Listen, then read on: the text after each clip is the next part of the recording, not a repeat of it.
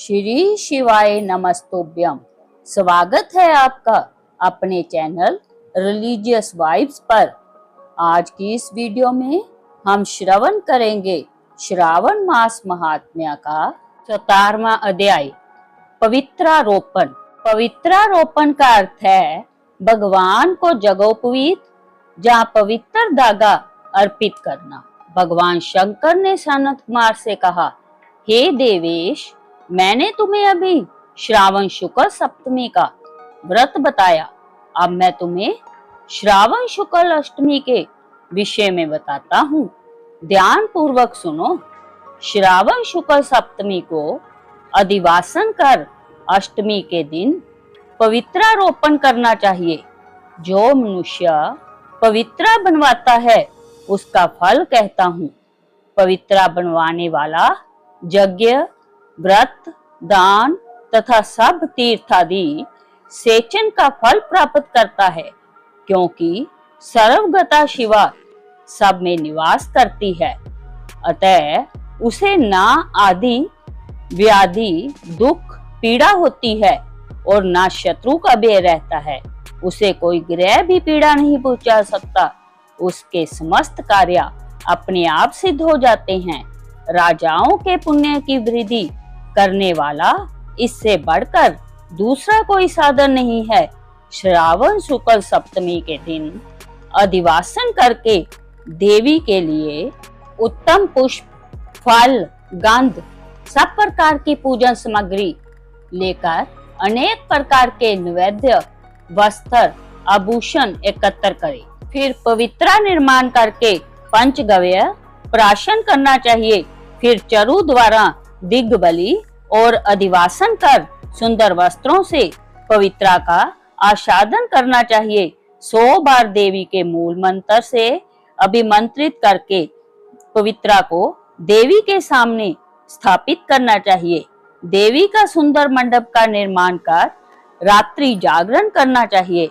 अगले दिन प्रातः काल स्नान करके दिशाओं में बलि देनी चाहिए। विधिवत देवी की पूजा करने के बाद स्त्रियों तथा ब्राह्मणों को भोजन कराना चाहिए तथा दक्षिणा देनी चाहिए। राजा को दृढ़ता के साथ नियमों का पालन कर उसे स्त्री, जुआ, शिकार और मांस का त्याग करना चाहिए। ब्राह्मणों और आचार्यों को स्वाध्याय का, वैश्यों को व्यापार और खेती का कार्य बंद करके कम से कम आधा दिन देवी के ध्यान में अपने मन को लगाना चाहिए।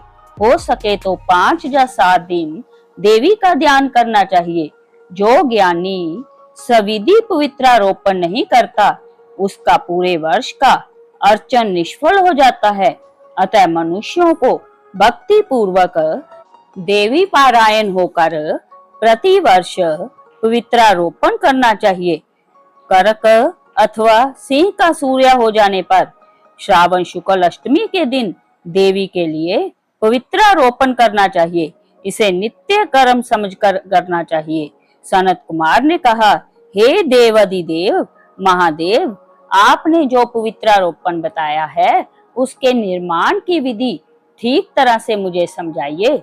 भगवान महादेव बोले, सनत कुमार, रेशमी वस्त्र, कुश या कांच से निर्मित या ब्राह्मणी द्वारा रुई से बना सूत होना चाहिए।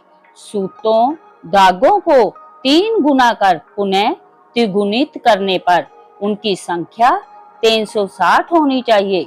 360 सूतों का उत्तम, 270 को मध्यम और 180 सूतों को निकृष्ट कहा है। 100 ग्रंथि का उत्तम, 50 ग्रंथि का मध्यम तथा 16 ग्रंथि का पवित्रा कनिष्ठ होता है। 6, 3, 4, 2, 12, 24, 12, 8 ग्रंथि का कनिष्ठ पवित्रा होता है। देवी प्रतिमा की नाभि तक सीमित पवित्रा उत्तम मानी जाती है। इस पवित्रा की सब गांठों को केसर से रंगना चाहिए तथा सर्वतोभद्र वेदी पर देवी का पूजन करके देवी के समक्ष कलश या बांस पात्र पर पवित्रा को रखें। 3 सूतों में ब्रह्मा, विष्णु और शंकर का आवाहन करना चाहिए। 9 सूक्तों में अंकार, सोम, वहनी, नाग, रवि, ईश और विषव देव का आवाहन करना चाहिए। सनत कुमार, अब मैं तुम्हें ग्रंथियों में देवों की स्थापना की विधि बताता हूँ। क्रिया, पौर्षी, वीरा, विजया, अपराजिता, मनोमणि, जया, भद्रा, मुक्ति और ईशा नामों के आदि में प्रणव लगाकर ग्रंथि संख्या के अनुसार आवृत्ति करके आवाहन तथा चंदन से पूजा करनी चाहिए। इस प्रकार प्रणव द्वारा अभिमंत्रित कर देवी को पवित्रारोपण का विधान तुम्हें बताया है। जिन दूसरे देवों को प्रतिपदा आदि तिथियों में पवित्रारोपण करना चाहिए उनके विषय में सुनो। धनद, श्री गौरी, गणेश, चंद्रमा, गुरु, सूर्या, चंडिका, अम्बा, वासुकी, ऋषि, चक्रपाणि, अनंत, शिव, ब्रह्मा और पितर आदि देवों का प्रतिपदा आदि तिथि में पूजा करें। जय पवित्रारोपण प्रधान देवों का है। उनके सह देवों को 3 तार वाला पवित्रा समर्पण करें। श्रावण शुक्ल पक्ष एवं कृष्ण पक्ष की नवमी तिथि का महात्म्य। दोनों पक्षों की नवमी के दिन यथाविधि कुमारी नामक देवी का अर्चन कर नक्त व्रत कर दूध और शहद मिला हुआ भोजन करना चाहिए। जहाँ उपवास रखकर इस दिन कुमारी नाम से देवी का निरंतर पूजन करे। चांदी की प्रतिमा बनाकर उसमें भक्ति पूर्वक दुर्गा, पापनाशनी का कनेर के फूल, गंध, अगर, चंदन, दशांग, धूप और लड्डू द्वारा पूजन करना चाहिए। कुंवारी लड़कियों को भोजन कराने के बाद ब्राह्मणों को भक्ति पूर्वक भोजन कराना चाहिए। फिर मौन धारण कर बेल पत्र भोजन करना चाहिए।